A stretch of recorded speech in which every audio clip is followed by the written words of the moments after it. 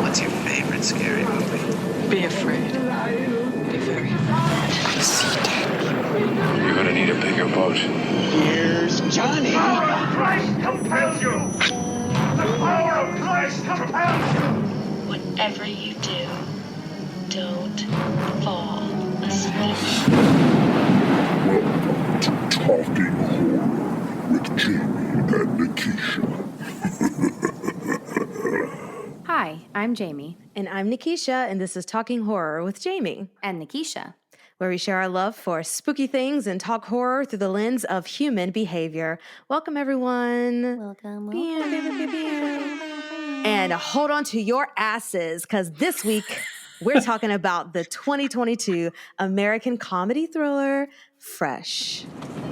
Do you live around here? Because I live on aisle 6.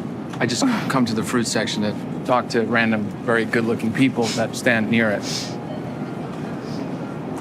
That was terrible. It was kind of terrible. I'm so sorry. It's fine. Have a good night. Okay, you too. You know what? Fuck it. I'm already ruining this, so I'm just going to keep going. Do you think I can have your number? Ooh, fresh meat. Everything that has just happened in the last 30 seconds is my favorite. Yay! So this film is directed by Mimi Cave in her directorial debut with a screenplay by Lauren Kahn, and it stars Daisy Edgar Jones and Sebastian Stan. Now, obviously, heavy spoilers ahead for this movie. We're going to be talking about all things flesh and fresh flesh, if you will. Say that 5 times fast. And Jamie, are there any trigger warnings? I mean, there are a lot, but can you just tell us what they are? Yeah, this movie is gory. There are representations of cannibalism. Not very yum. There's a lot of gross sounds like squelching. That's also just a word that I hate. Ooh. So if anything related to squelching grosses you out, this isn't for you.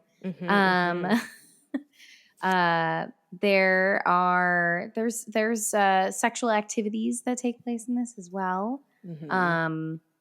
And a lot of there's amputations and amputees and all of the above.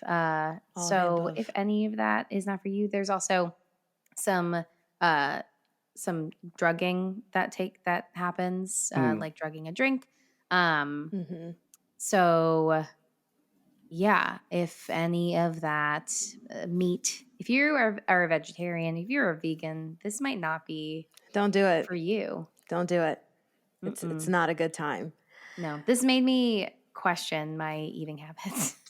Yeah, it really does. And we'll get into all of it, the meat and potatoes, if you will. But no, it's a lot of questioning of just a lot of things. And it also just made me really mad. So I'm really excited to just air my grievances about the patriarchy in this episode because, wow, women and what we deal with. But we need to have a plot summary of this before we get into it. I think it might be my turn. What's the plot? Okay, producer Brian here. I have the clock for you. Okay. So you have 2 minutes to tell us the plot of Fresh, starting now. So we start with what I like to call hashtag hinge horrors because it's basically a girl named Noah who is going through these dating apps and having the worst dates. We start off with this date that is the epitome of toxic masculinity and, you know, males just telling females to smile more. All of that stuff, all the horrible things that just make you cringe. And she's someone who we find out only has a friend named Molly because she doesn't have any parents. They've passed. She doesn't have any siblings. And so Molly's like, hey, girl, you need to just like put yourself out there and start dating. So she meets this guy. His name is Steve. They start dating. It's going really well, we think, and moving a little bit too fast, creepily. And so we get into Steve asking her to have a weekend at his house. And she says, well, no, they're going on a weekend away. And so she says, yes. But then he says, oh, we can't go now. We'll go in the morning. So let's just go to my house for tonight. And we get there. She is offered a drink. She drinks 1 it minute. and gets dizzy. And that's when the title card happens, 33 minutes into the movie, which is really insane. And so she wakes up. She's in a basement. He is apparently someone who likes to cut up women and sell them because that's a niche market that's out there, the 1% of the 1%.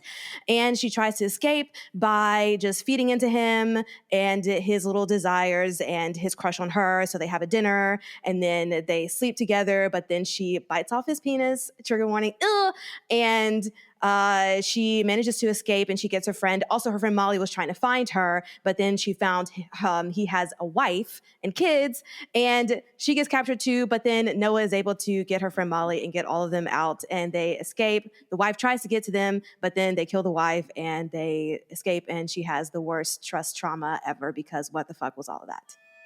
And that's the plot. And there's your timer. Yay!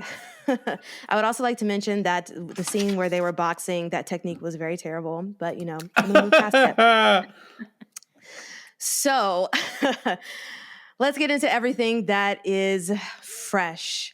Lots of things to discuss here, but let's just hear if this is your first time watching this, what is your relationship with this? And let's get into our section called Likes and Gripes. And now our likes and gripes. So Jamie, would you like to start us off, please? Sure. This movie literally just came out.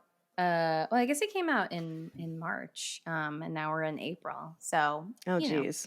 Yeah. But pretty recently came out. Mm-hmm. And I really enjoyed it. I had so much fun. It was so good. I liked how they represent online dating and how much it sucks, because it does. It sucks so much. I also liked how it took I didn't even realize that it took so long for the title card to show up until it did. And then I was like, oh, wow. I forgot. Yeah. Which was super interesting. You don't get too many, we talked recently-ish about cannibals, but you don't get too many cannibal-related horror movies, like more contemporary. Right. And I thought that it was a really interesting, just that being the focus, and not just that it's Sebastian Stan's character, but that he's providing this to the 1% who want to eat people. Because I guess, when you're that rich, that's all you want to do. That's the next step. I don't know. I'm not rich, so I guess I don't. Right. I don't get it. But yeah, and what I don't like, which I'm sure Brian will get into it because he was the one yelling at the TV this time around, is just and as we get into the pursuit towards the end, why not just when you have the opportunity, push your thumbs into some guy's eye, chop his head off, do some stabbings. There are lots of options. Don't leave until you know that he can't pursue you anymore. That's and I say that being the person watching a movie on my couch and not living it. However, it's just why not? Especially when they're already slowed down by all of the torture that he's put them through. So because essentially it's their numbers are on their side. So it's why not when you have incapacitated him, why not collectively decide let's do him in before we leave, because we're going to be slow. It's going to take us time to get to escape for real, because he's in the middle of nowhere. Yeah, in the middle of nowhere. And they've all had surgery done on them. So they're not able to easily run away. One of them is carrying one and also had surgery. So it's all of them are not at their peak of performance, right. But the adrenaline is rushing. So do so get him. And that's like, I mean, that's the gripe of all gripes of all horror movies is like, I really have a hard time believing that like, I mean, even when you hear about like real life stories of people like, you know, fighting back against like abusers who have caused harm to people, like they like kill them. They kill them dead, and like they don't let them live because they know that if they let them live, that they are going to continue to be at risk. Exactly. And so like this feels like the least believable because I feel like more often than not, people are following through in real life. But I could be wrong. So that's usually my biggest gripe. I mean, I guess it's also situational. Sure. Yeah. Because if there's an instance where you can escape like without them knowing, like they might be in another room or something, you know, and you just need to get out. Okay, of course, like get out and just try to run as fast as you can before they notice that you've even escaped. Mm-hmm. But if you have the person, like you said, if you have incapacitated the person, then why not just go ahead and make sure that he cannot follow you? That should be the number one rule. And that's also what I screamed at the screen because they just, all three of them, what are you doing? You need to make sure that he's dead. Get it done. Finish the job. Finish the job. Please. So yeah, that's like my main gripe. The other one I have isn't really a big one. It's more of like, you know, if you're gonna have like the satanic element, like let's lean into it. I want to know more. Yes. I'm just curious. So I just wish I knew more about like this satanic organization that they were all a part of. Yeah, because there were images of like a bull with horns or so. There was some kind of animal picture that was on the plates, but I think he also had like a statue of it somewhere in his house. I don't know. It was really interesting to see that. But I agree 1,000% with you, Jamie. I think us coming from watching all of these highbrow horror films, it was nice to kind of just relax into something and know what to expect and know what you're getting right off the bat without having to think too hard about it. And maybe that is just my digital age brain melting, but it was nice to say, oh, this is what we're doing. Oh, he chops up people. Oh, okay, so this is just going to be an escape story or a survival story. And it's just clear and plain. And I enjoyed it. It was interesting. The story is engaging. It also makes me equally mad with the things that women deal with on a daily basis that this movie kind of brings up, especially with online dating. And as someone who has experienced online dating, you know, we all can't be Brian and Jamie and be happily engaged. And But how did we meet? How did you meet? Online dating. I was going to ask if you guys have experienced that. Yeah, but she didn't meet him online dating. Oh, that's right. Which is the fascinating part of this movie to me is that like he didn't have to hide behind. If anything, he didn't have a digital profile, which was like the total opposite, which I thought fascinating. However, I'm not going to pretend I haven't been on bad dates on digitally before Jamie and I met. So I just want to say that too. Absolutely. We'll have to have that. I want details on both sides later after this, after we get done filming. But yeah, it's interesting. It's a good point, Brian. They didn't meet, but this is a question that I will ask you guys later. Is it even more of a red flag that they aren't in the digital world in any capacity, not even like a fucking LinkedIn? You know, this guy is just kind of off the grid. And how Molly, the friend, found him was through his wife. And so I don't know. We'll get into that later. But I thought this movie was great. It was fun to watch, and I had the same gripes, Jamie. It's just human behavior stuff, but it's things that happen in all horror movies. We know that there's going to be someone doing something stupid in a horror movie that we all are just shaking our heads at and yelling at the screen for. But that's also what I love about horror movies. And truly, this was also a situation where it will be a 50-50 of me being able to survive this, because sometimes there are situations where you're just like, okay, yep, I'm just a goner and I'm going to die. I'm not fighting. And then there are other situations where you might be able to fight and get out of it. And so it was really interesting just seeing her journey of getting out of it and how she got there. But I liked it. What about you, Brian? I really liked this movie a lot. Some of my likes were I thought it was exceptionally directed. I just thought the shots were gorgeous. Her use of mirrors to show that like this is just the surface. Like there's so much more going on behind everything else. Like when they're eating at the restaurant at the beginning on their second date or whatever it is, they're sitting in front of the mirror. It just added depth, literal depth to the scene that like where there's something we're not seeing. I really like that. I loved that the title card came in a half hour because like that's when the tone changed. And it's like, and I just thought that was such a good asterisk in that moment. I thought that was wonderful. I thought the performances were really good. I thought the movie was very clean. Just like looking, and I really enjoyed that. I thought that all of the story that it had with thematically, like Nikisha was bringing up with like online dating, what is safe, what is not, the idea of female friendships and female support through all of this. Like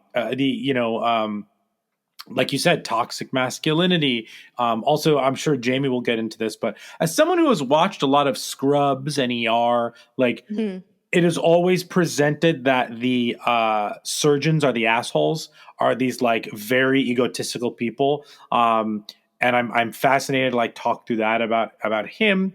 So I liked all of that stuff. However, my gripes are the same as yours.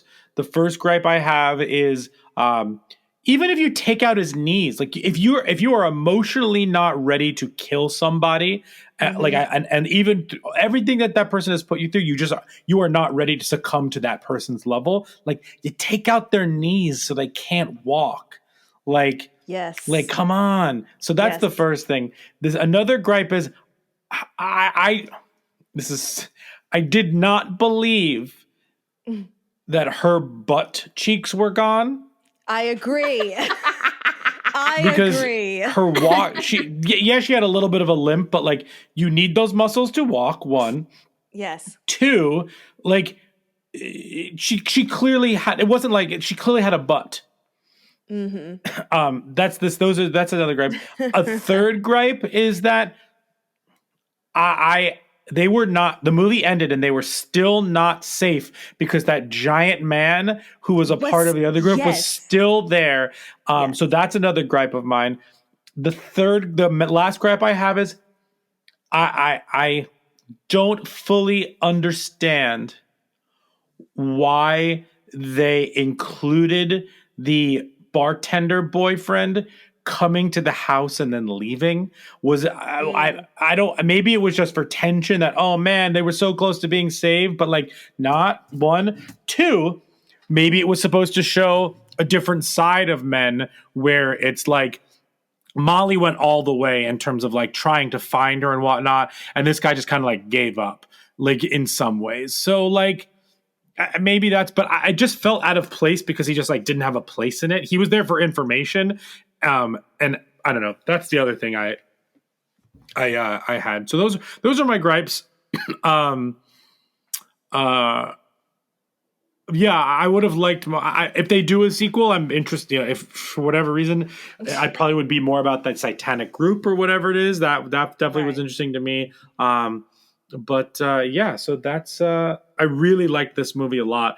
And I do agree with Nikisha that after watching all those Robert Eggers movies, or the two, it was very nice to just like watch something that didn't use the same amount of brain power. Yes, absolutely.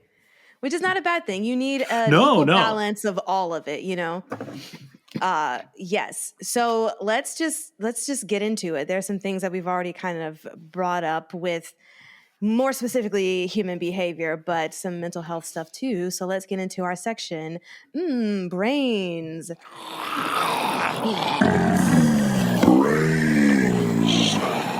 Which is even more apropos because were they eating the brains? Do you think that was a part of what they were selling? Probably. Know. That was just very, and also the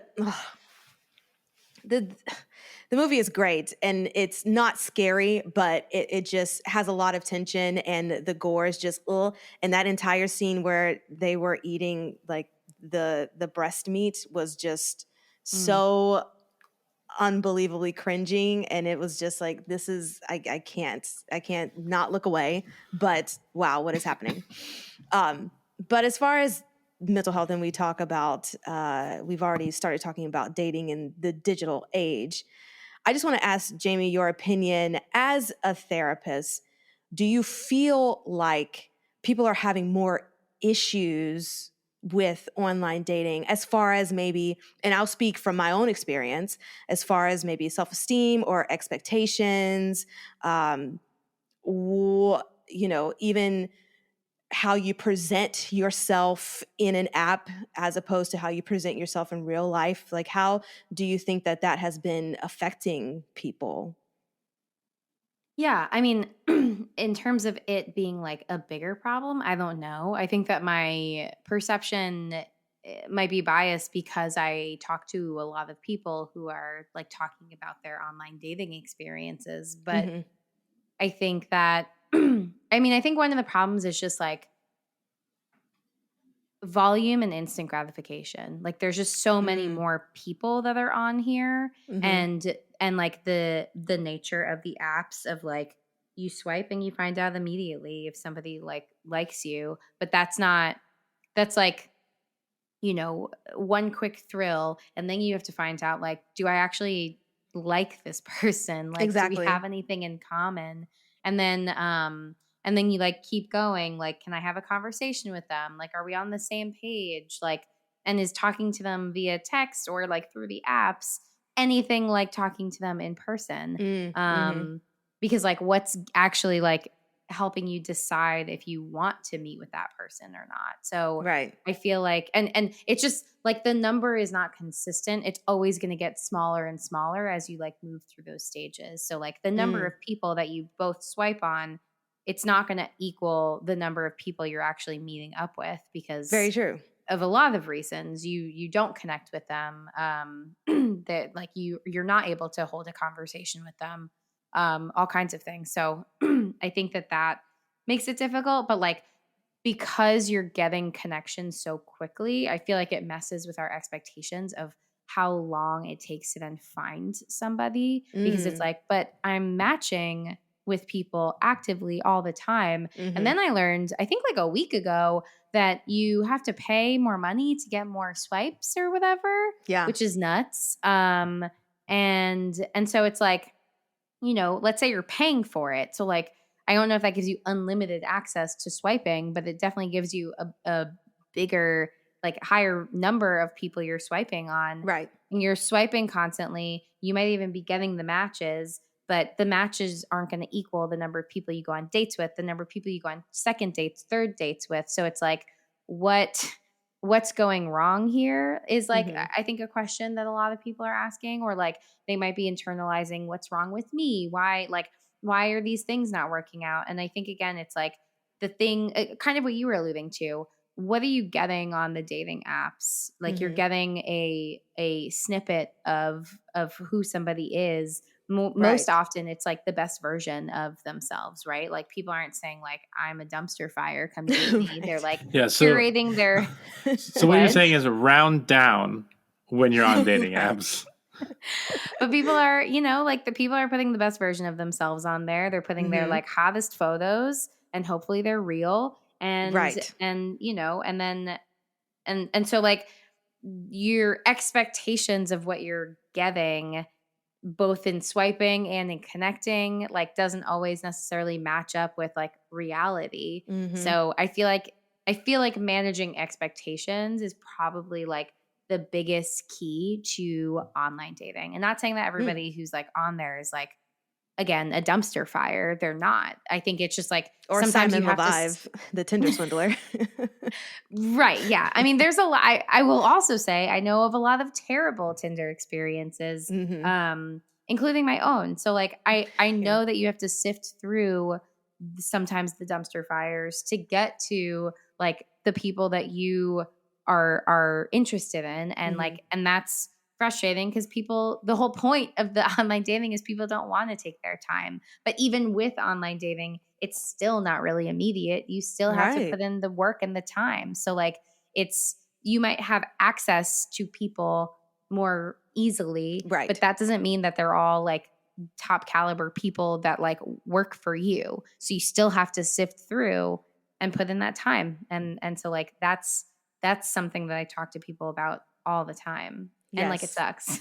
Well, yeah, and if you don't have the patience for it, then it can be very hard. So yeah, guys, listen to Jamie's advice so you don't end up cold and broken and alone. But like I said, I've had dumpy dates. The first time that I ever used an app to go on a date with somebody, it was like lunchtime, and I wasn't allowed to order food, which was weird. And then and then he asked if I was squeamish, and before I really had the time to process that question, he showed me a picture of like a 20-pound tumor that he held like a baby.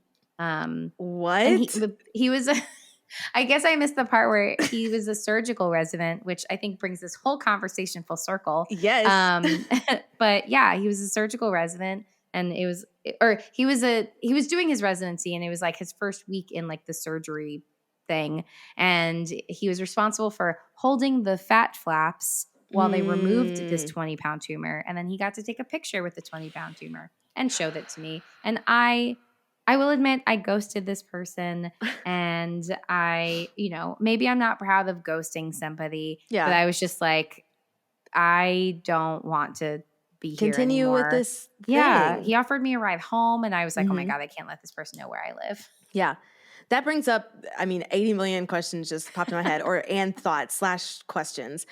And can we just kind of talk about the effects of ghosting, but also the fact that we have, like in this movie, Noah's first date, this guy who has some clear issues and some male fragility in the fact that he called her a bitch because she didn't want to continue dating with him, which brings me to another point that popped in my head when you were talking of, because we can kind of hide, quote unquote, hide behind our phones, we can ghost or, deny a person, and the effects of it won't be so much because we're not doing it face to face.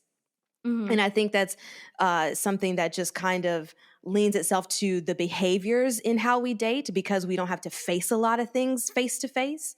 We can just do stuff. And I'm not, harping on anybody who ghosts, because I have absolutely ghosted people, and have been ghosted. And so it's just a matter of this way that we're maneuvering our human behavior as of now in 2022, that we can kind of hide behind those screens and say whatever, present whatever, because we're not faced with someone actually confronting us. And I think that's just an interesting thing in this, because it's kind of the opposite in this movie, like Brian mentioned. But anyway, Jamie, you were going to say something?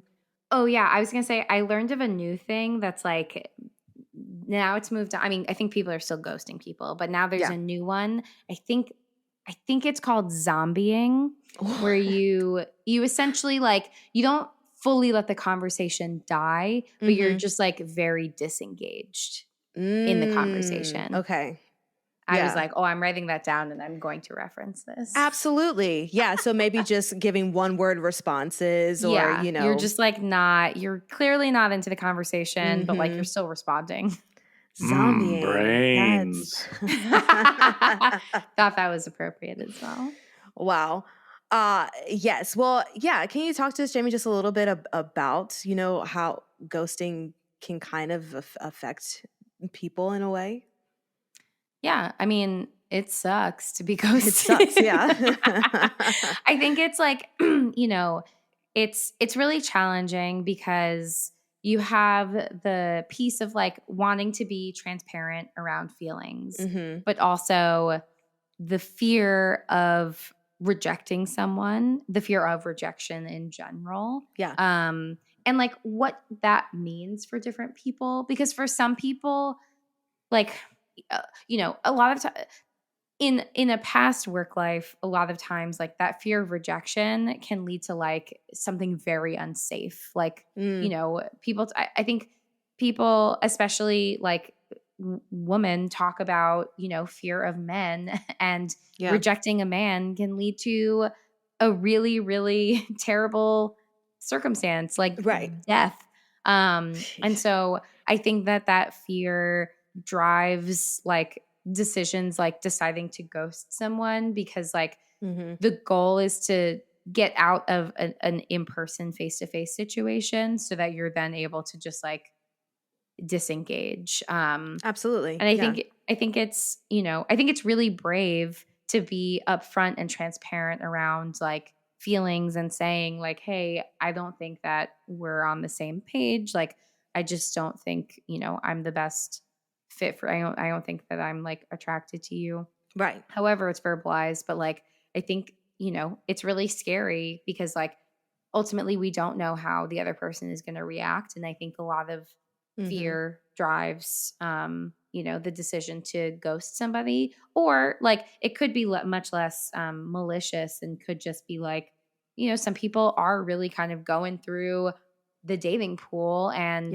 like feel like they don't have the time to reach out and say like, hey, sorry, like I don't want to meet up again. Yeah. And it's like easier. So, I mean, I think it's like anywhere in that spectrum, but I mean, I think it sucks. I think it sucks to not have a clear answer of like what happened. Like we don't like to leave like humans don't like to leave things open-ended. We want answers. Yeah. So not having that like closure. Resolution, I think, I think it's hard. Especially when like things were like your reception of how an interaction went. Like if you feel like things went well and then to like get the curveball of the ghost, I think that's really hard.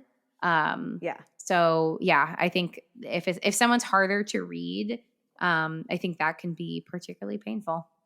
Yeah. And I love that you brought up the point of women feeling safe, which is this movie as well, because sometimes you don't know how, and not just making it one-sided, because anybody can make anybody feel unsafe, regardless of gender.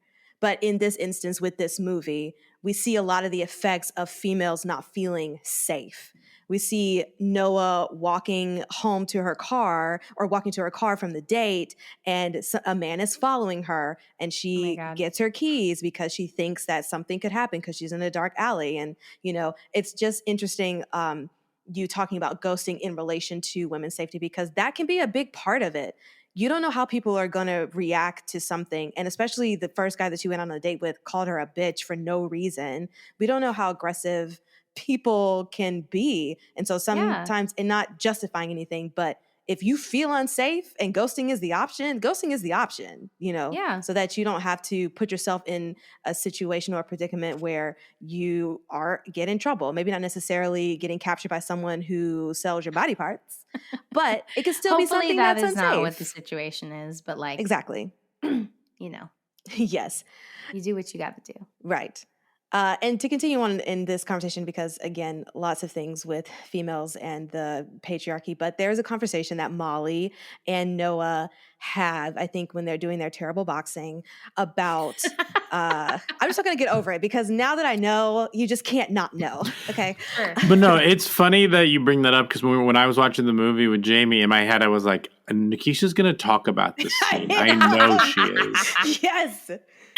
Don't give me those fucking soft punches. Gosh, nobody's watching their form. It was fun. That's a gripe. No one was watching their form, okay, to correct it. Jeez. Solid gripe. Yes. So they talk about, in that scene, Disney princesses. And I think the conversations now happening about how that has affected us as millennials, especially because we grew up with such a saturated, information, knowledge on the Disney princess and how we are supposed to act and what we're supposed to do to get a guy and all that stuff. So in regards to finding a partner, do you think that is something that is still kind of ingrained in the minds of people our age in our society?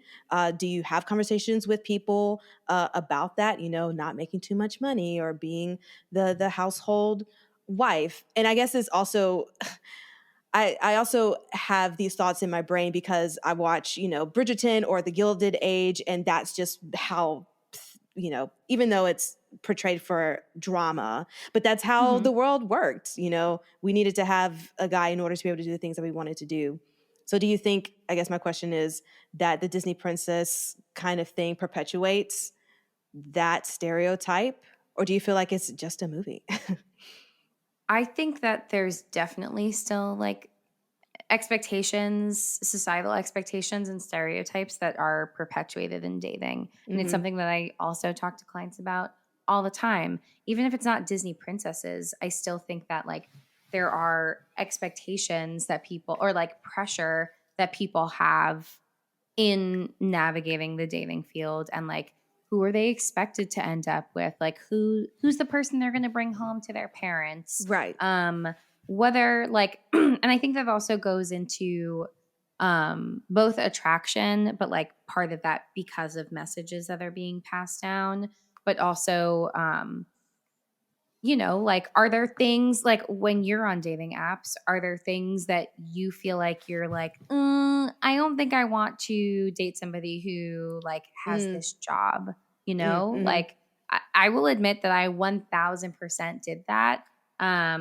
I will even say that I explicitly, if anybody, not to offend you, but if anybody was listed as an actor, I didn't want to date them because my roommate at the time was an actor and she was a very interesting person. And I was like, I don't want that.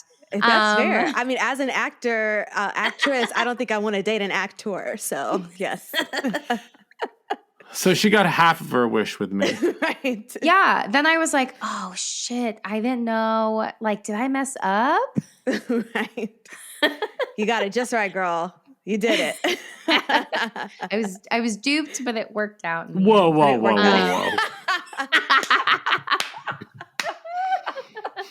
No.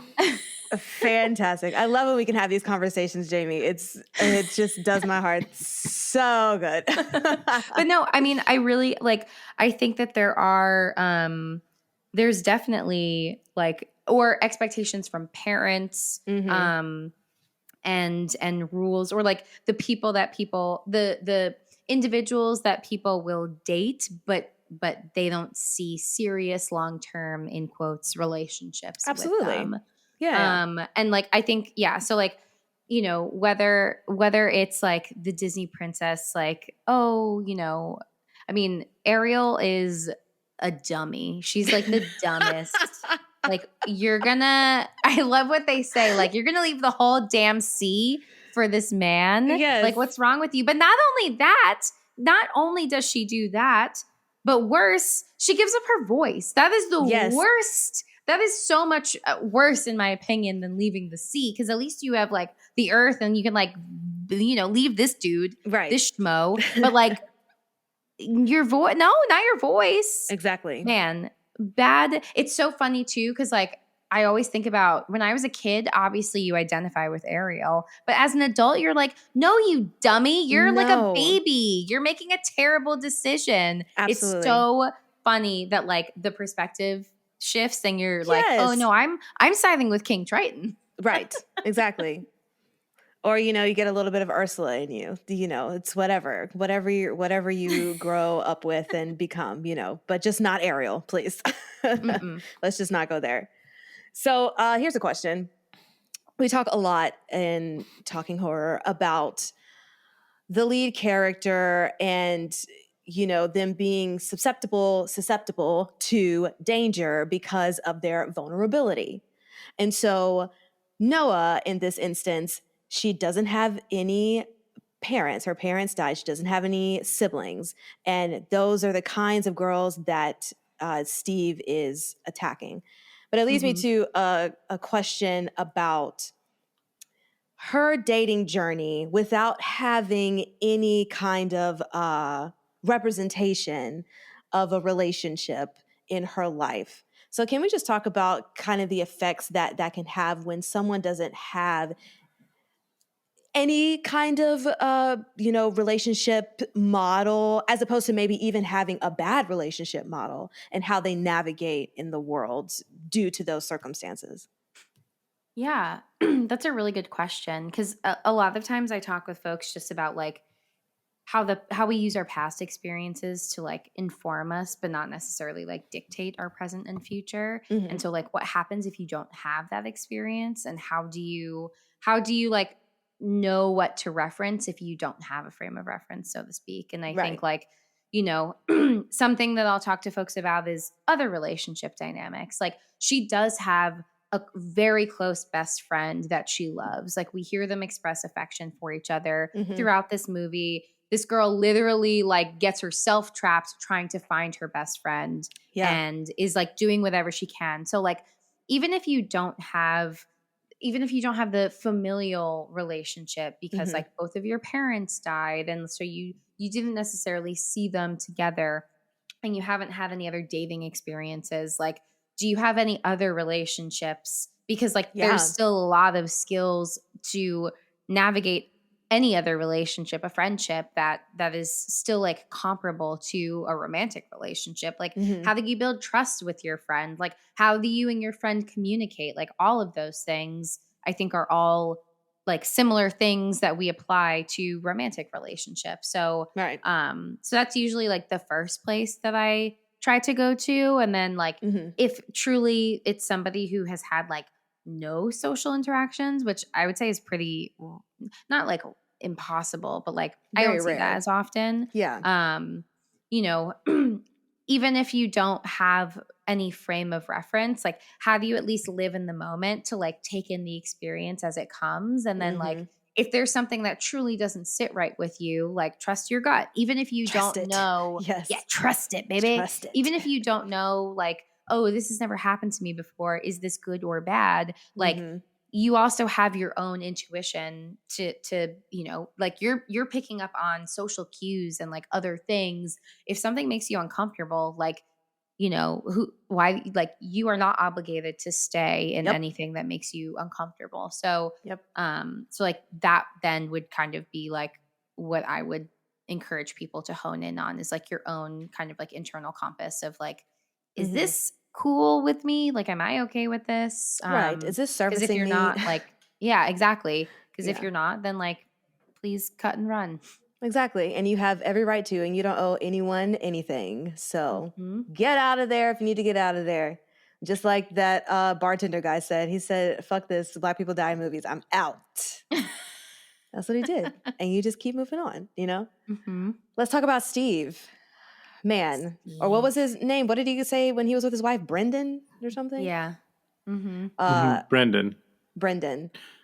Him and his wife, that whole dynamic, because are we to assume... Oh, sorry, go ahead, Brian. Oh, no, I think you're going to ask the question that I was going to, so you go first. Okay, yeah. Are we to assume that he amputated her leg and now they're together? Is that what you're going to ask, Brian?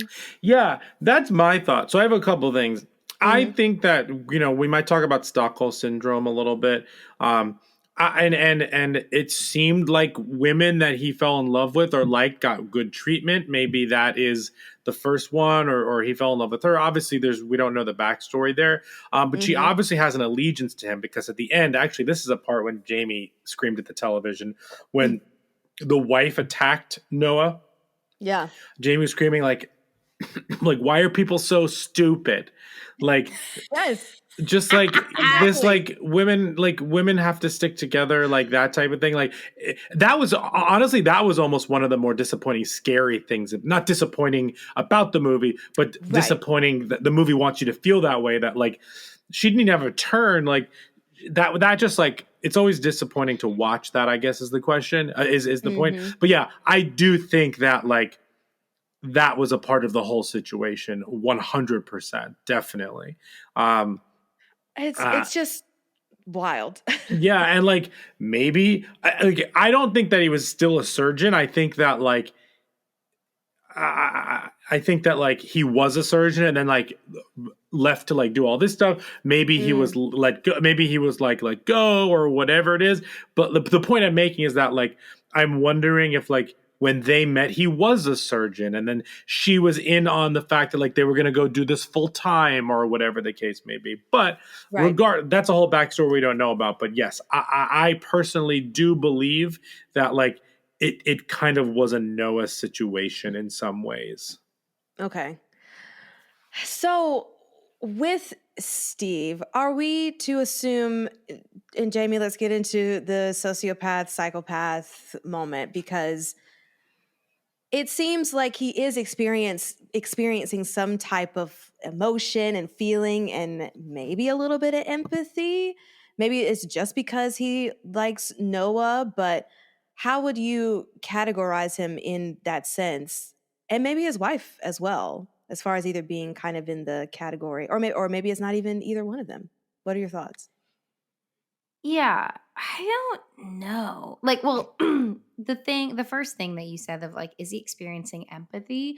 I don't know if it's empathy as much as like, I think that he's a huge narcissist. And he says multiple times, like, I forget exactly what he says. Like, I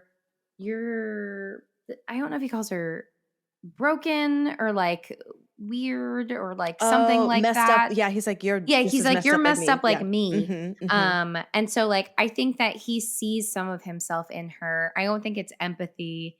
I think it's feeding into his narcissism. Okay. And that is what he finds attractive in her. And so yeah, so like I think it's more egocentric than like an attraction to her. And so I guess like in terms of the psychopath sociopath, which I still always get them confused, but whichever one is more, I guess the psychopath is the one who's more organized and like a little bit more organized and like thoughtful in terms of planning. Cause like he has this whole operation going. Like, I don't think that you can get as far as he did unless you, especially to like, he's like, does he also have a job? Like, is he keeping up appearances or is this his only gig? It seems like it's his only. This is his only gig. He's only doing this on Friday nights, at 8 p.m. That's what it seems like, because he goes home. And it seems like at first it seemed like he was keeping appearances up at home. Like, oh, I'm going out to work, until you realize that the wife is in it too. But it seems like that's the only thing that he's doing day in and day out, which is really even creepier. And oh my God, those poor kids. They got 2 kids and there's no parents now. Oh yeah, that's sad. Is there a sequel? I feel like that's what everybody always assumes when like parents die and there's kids remaining. Like, there might be a sequel, but like I'm good with this as is. I don't think it. I don't think it needs it. Even though I would like to know who gave Steve. He said he tried it at 19. How did he even experience that at 19? I was waiting for him to say, "Oh, this is a family business," and to just continue on. Oh, but no, that's a really good point too. Like, did he like, again, psychopathic tendencies? Like, did he murder at a young age, and then like where did that come from? But also, if he's a part of this like satanic cult, like did he experience trauma and then like that kind of like put him on this path? Like, was he like manipulated into like going down this rabbit hole? And so like I definitely want to know more about like, how did Brandon Steve become Steve? That's interesting, because like now I'm thinking of a history where like this group finds him, or maybe he's pre-med or something like that, and like he, and because they were recruiting surgeons, you know what I mean? Like I'm wondering if like he was groomed to fit into this role. And maybe somebody worked at the college he went to, or it worked in admissions that was able to like interview them and read them, but actually do a different type of test where they're asking them like questions that like would test their tendencies. Now I'm just like making up this whole thing, but like I like what Jamie said at the very beginning, like obviously this satanic cult type of thing that was happening behind the scenes, like adds a whole different color and layer to like, I guess the world of this movie, even though the specificity of the movie is about these themes of safety, of online dating, of friendships, of like, you know, stuff like that. So that's fascinating. That's really interesting. You should write a prequel, Brian. Yeah, we'll call it Expired Not So Fresh, or Even Fresher, or I don't know. Expired Not So Fresh. I'm gunning for that one. Expired Not So Fresh. Yeah, we're workshopping it. Fantastic.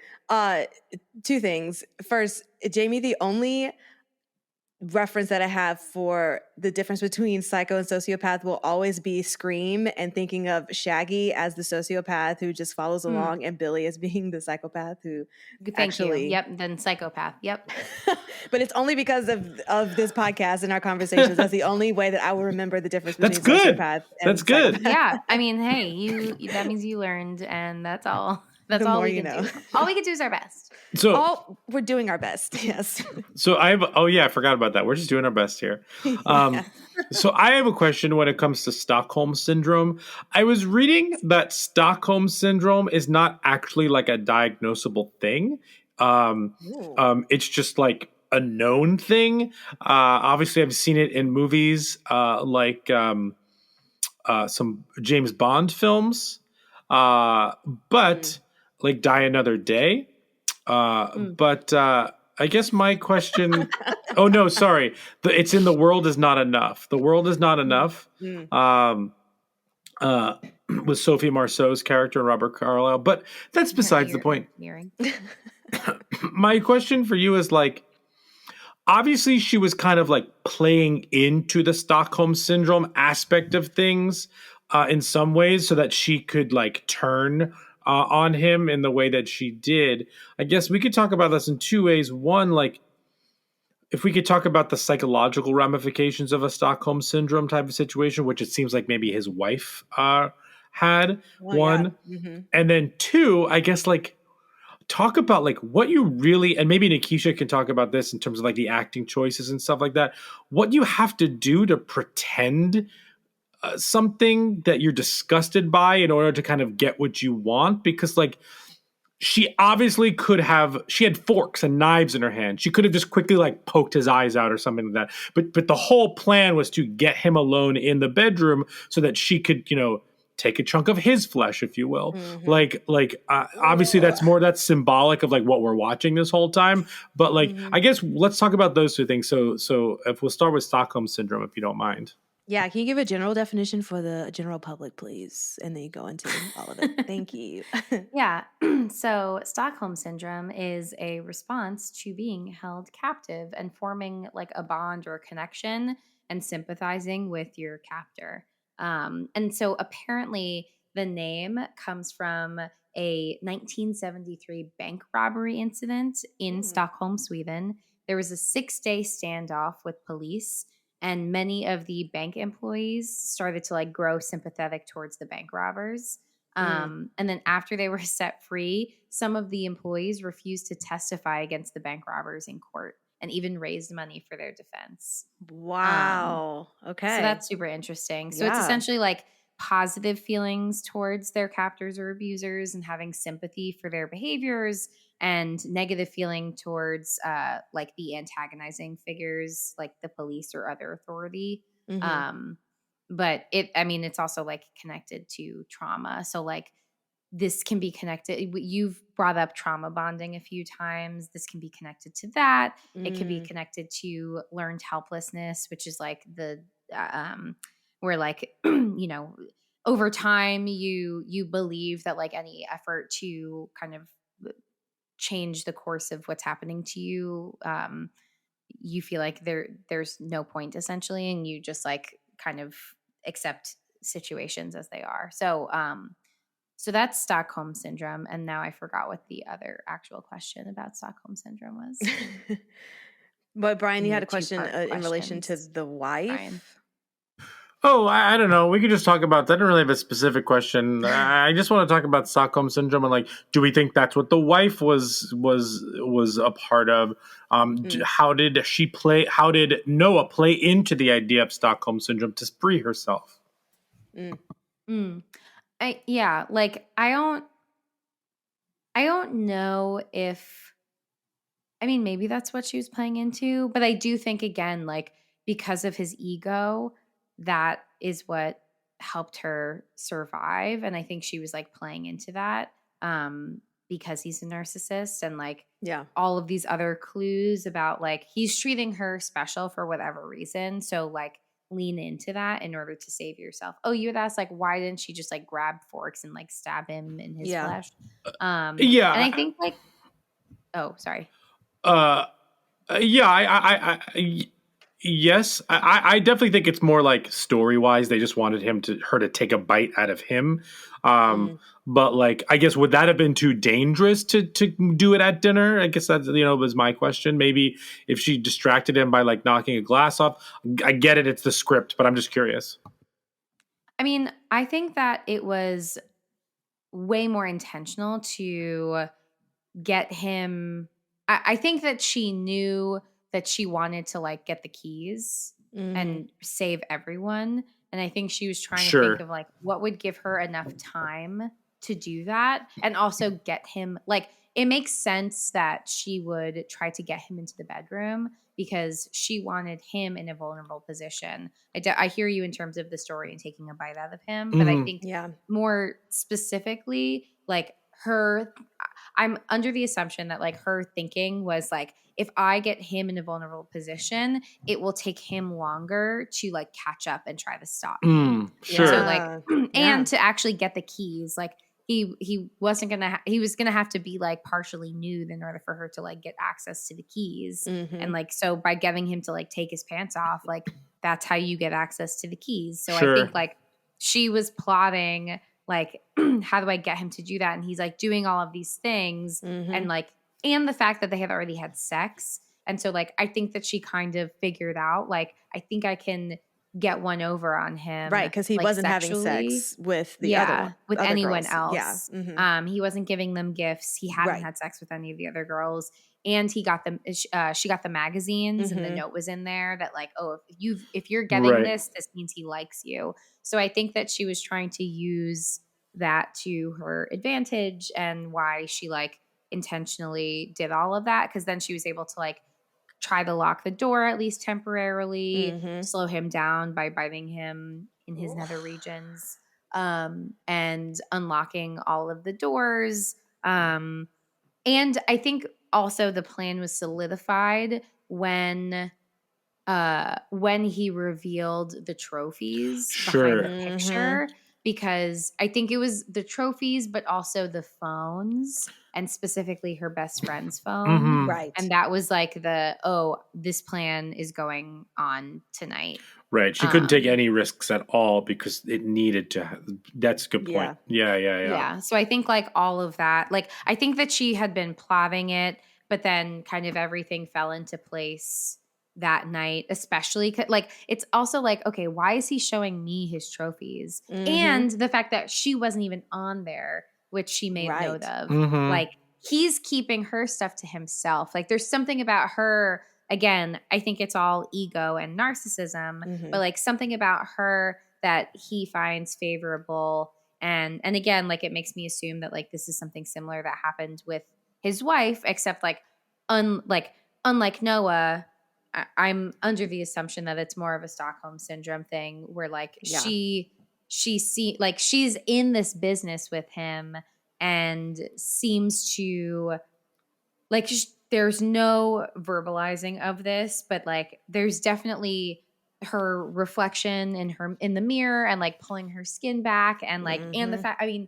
he says he's a plastic surgeon, which I do think that that's true, even though he's not like doing plastic surgery on people, but like I assume that like, you know, he is probably extremely skilled in what he does. And so I think that, you know, I think that his wife is also feeling like insecure about herself. And he's having later nights and like things like that. So I think that she like wants to be desired by him. And like, it's clear they have this like really awkward interaction in the bathroom. Like they seem distant. And so I think that's also feeding into the wife's insecurity. And Yeah, but and then the psychological toll of like pretending to be into somebody who's gross. I mean, like that's awful. Like you see her like throwing up, probably retching because she ate other human flesh. But I think there's also just like the energy that it takes to pretend. Okay, remember how we've talked about fight or flight, and freeze and fawn, but we haven't talked that much about fawn. Oh, yes. Mm-hmm. So I think this kind of is the closest. This is like fawn. This is like you're fawning over your abuser. This is like you're still expressing this like positive affection, even though like this person is causing you harm. Yeah. And I think like this is the best example of it because we have somebody who like is fully aware that she's in like a dangerous situation that she needs to get out of, but is also, and I think it's it depends on context, as I've said many times. That could probably be on a t-shirt at this point. But I think that like this is a really good representation of like this she's in survivor mode. The things that she's doing in her interactions with him is to survive, which includes like pretending to be attracted to him, feeding his ego, laughing at his dumb jokes, dancing with him, like kissing him, like all of those things is part of the survival instinct. It's part to keep her alive. So this is your example of fawning. Cool. All right. I have one last question. No. Yes. Okay. I mean, how much therapy is she going to need after this? Right. Like her body was mutilated. She not like the whole dating situation in terms of like not trusting other men again, just the everything that she's been through on top of the fact that like, what is her life going to be like now that she's like eaten human flesh? Like that's a whole nother level to all of this. Like, where do you even begin with kind of, with like, dealing with that trauma and moving forward? Yeah. I mean, I think that it will definitely take some time. But I mean, not that there's like, a huge collection of therapists who explicitly work with other people who have, been forced to cannibalize. But I think that there are therapists who specialize in like, surviving awful traumas.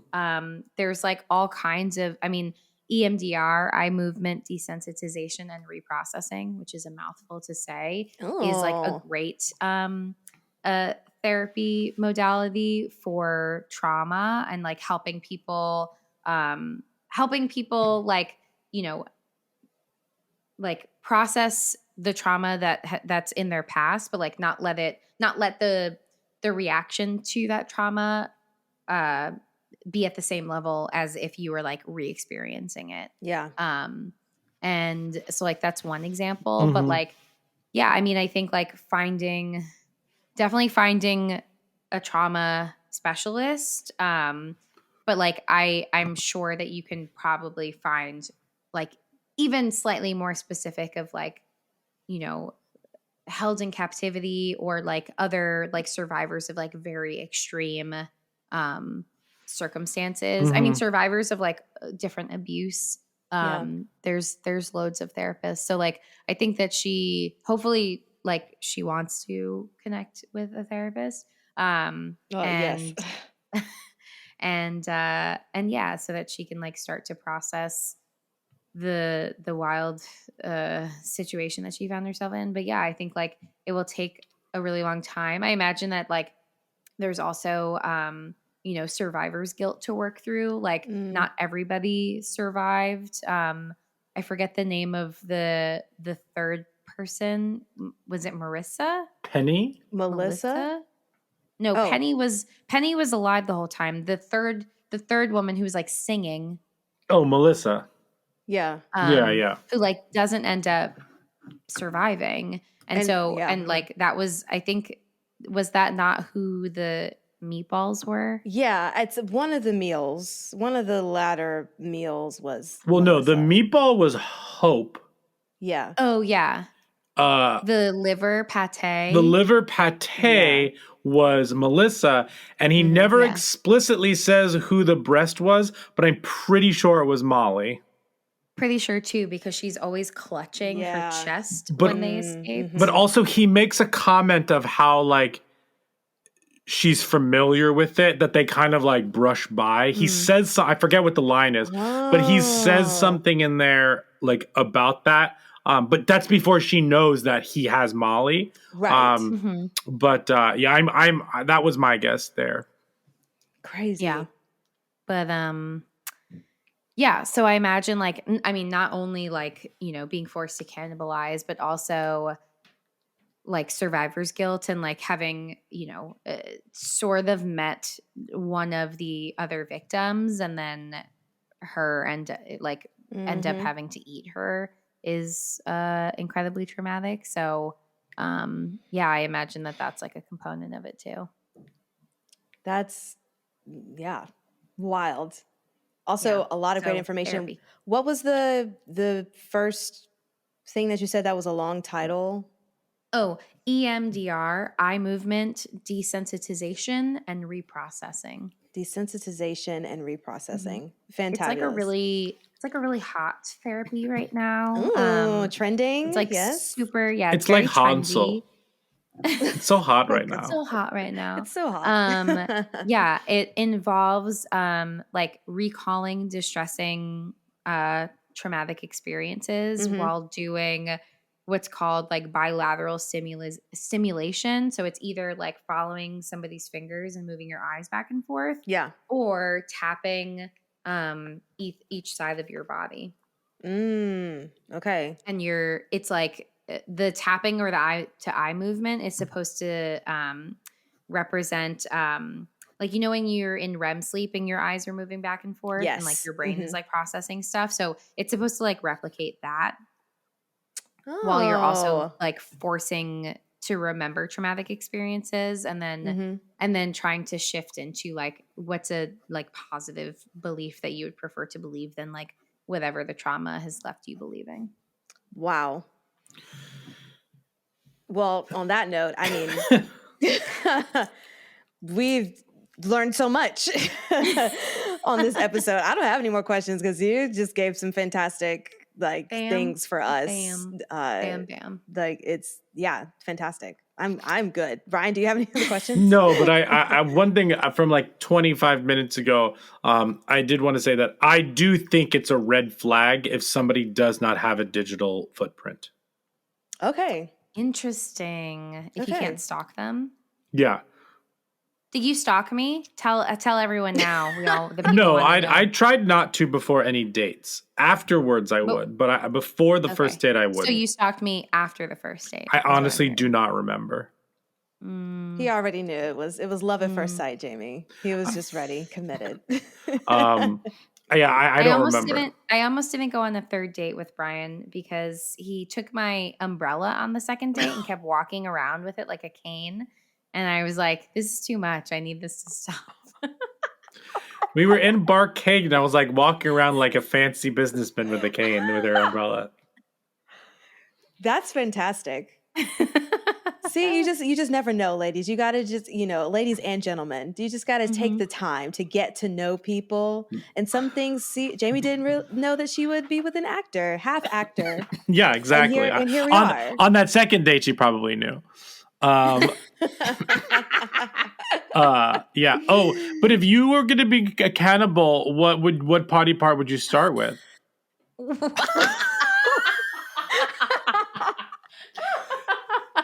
First of all, what a segue. Second of all, with an icky question. Segue. We could just talk about Rotten Tomatoes. It's fine. Yes. Well, I want to know what your answer is because you have that question locked and loaded. Yikes. I don't know. Like, would I go with something more like tender, something a little bit more beefy? I don't know. Something a little bit more fat. Prepared. Yeah, like he said. I'm a totally. vegetarian now. Yes. Anyway, Rotten Tomatoes. Disturbing. Oh, gross.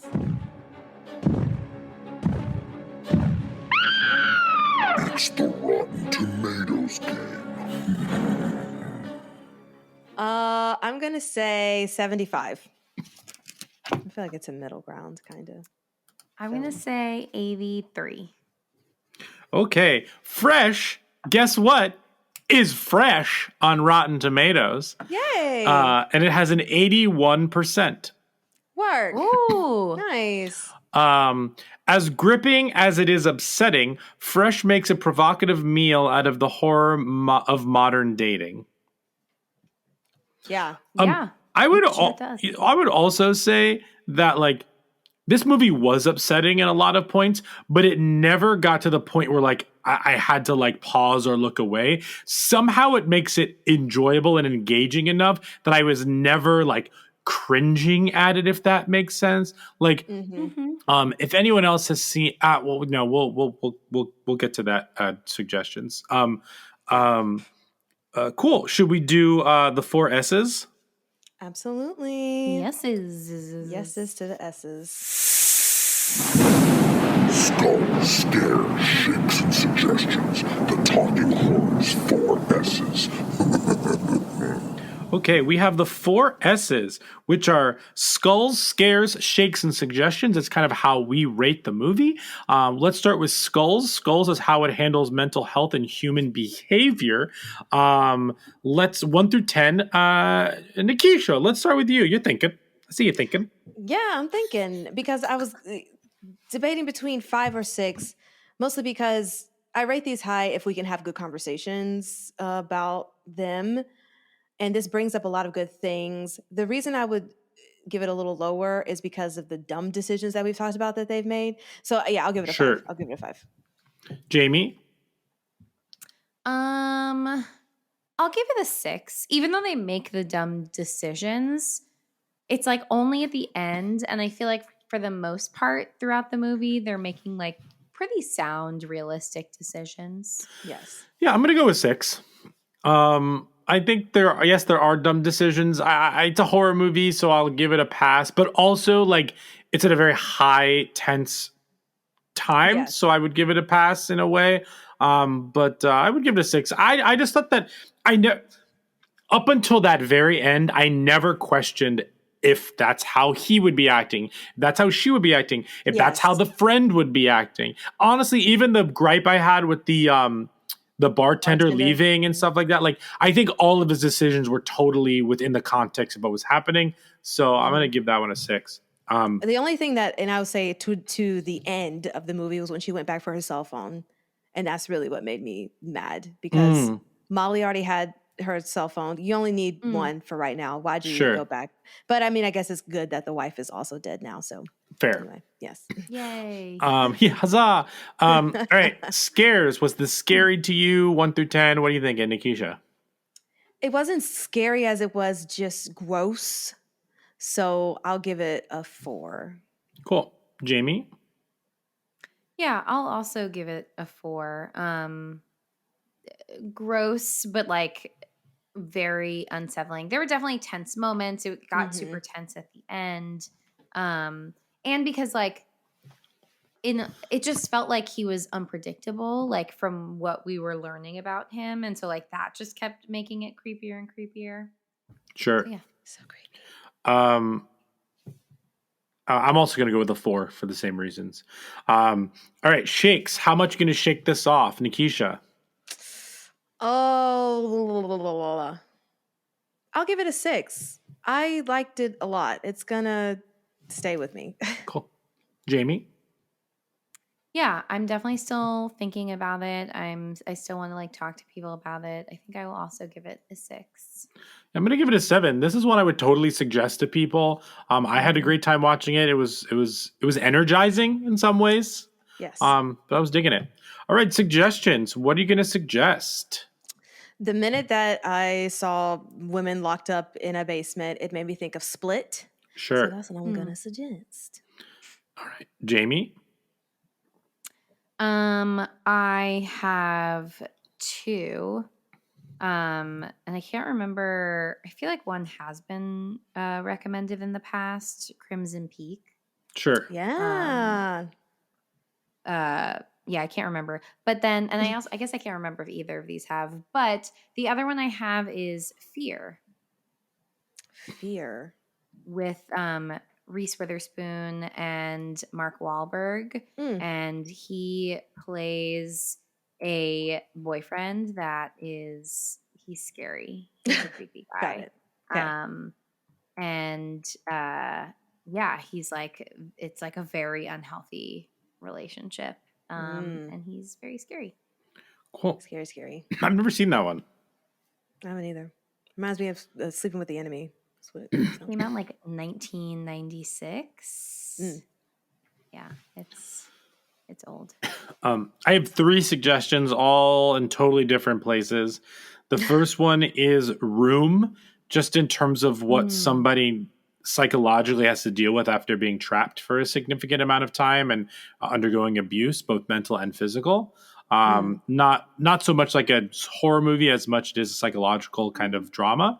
Very horrifying. Yeah. I would also suggest Sweeney Todd if you want some cannibal fun stuff. That's my jam. And then the other one I will suggest that I started talking about before is Hard Candy. With Patrick Wilson and Elliot Page. Elliot Page plays a young person, I believe, of age in the movie, but poses as like a 12, 13-year-old and basically like traps pedophiles herself and then like tortures them. Wow. And Patrick Wilson plays the pedophile in the film. And there is a surgery scene. It's actually, I haven't seen a long time. Actually, Nikisha, you should absolutely watch this movie. Yeah, this sounds fantastic, and I love both of those actors. Yeah. Yes. So those are my suggestions. Hard Candy. Yeah. That's a really good one. I saw that in movie theaters by myself. Nice. Yeah. Weird flex. Weird flex, right? Anyway, yeah, those are our suggestions. Fantastic. Well, that wraps up our conversation. Wow, I was about to say of Hard Candy. That's not what we talked about. What's the name of this movie? Fresh. Fresh. You can follow us on all of the social medias because we are not socio-psychopaths. We have social media. You can follow us on the Instagram, Twitter, TikTok. No red flags here. None over here. We just expose them. We don't have them. At Talk Horror Pod, P-O-D. And Brian, where can they listen to us? Sure. You can listen to us wherever you listen to podcasts, things like Stitcher, Spotify, and of course, Apple Podcasts. Rate and review us there. 5 stars, please. And thank you. Thank you. Jamie, do you have a quote for us? Or should we just do munching noises?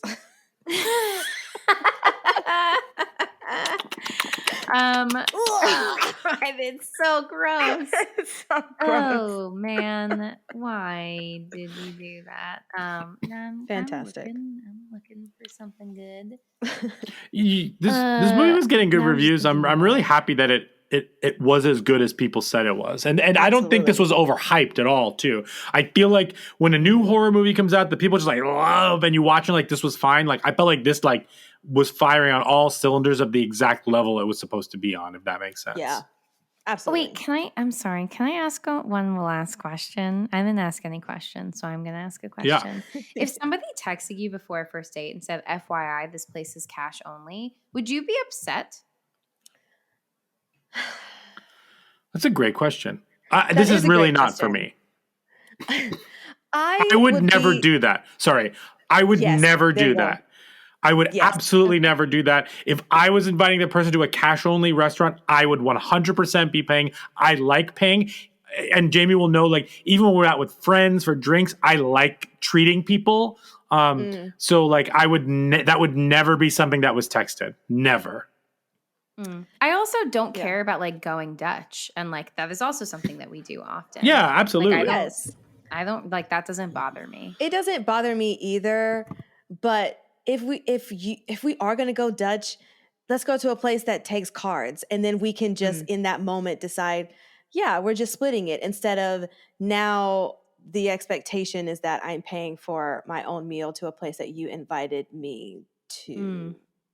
Interesting. So maybe, but I absolutely don't mind paying. I just think that it's tacky to send that text message. Don't be Here's tacky. a question.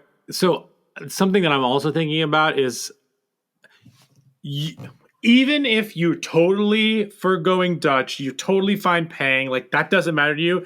Like you said, tacky, you start to prejudge that person and that date before you even get on the date, right? Yes. Yes. You're just like, okay, if this is a person who's not even gonna like maybe offer to pay for the whole thing, which is totally fine. Like, I wonder what type of person they are. And again, I feel like this is a larger conversation about like date stereotypes and stuff like that. But like, that's a fascinating question. It is, because I would also prefer if someone was just upfront and said, hey, this is my situation. I do want to get to know you and go out in this capacity, but I don't think that I would be able to whatever, ... Yes, just be honest. And then, of course, if you need me to bring cash to the thing and I pay for what I get and you pay for what you get, great. But don't just say, hey, this place is cash only. That's tacky. Totally. And no context. No, that's a red flag. Faux show. Fair. Jamie, did you find a quote you like? No, I don't really like any of them. So we could just do chomping noises. Okay. Chomp, chomp. Well, your quote was the question. There you go. Yeah.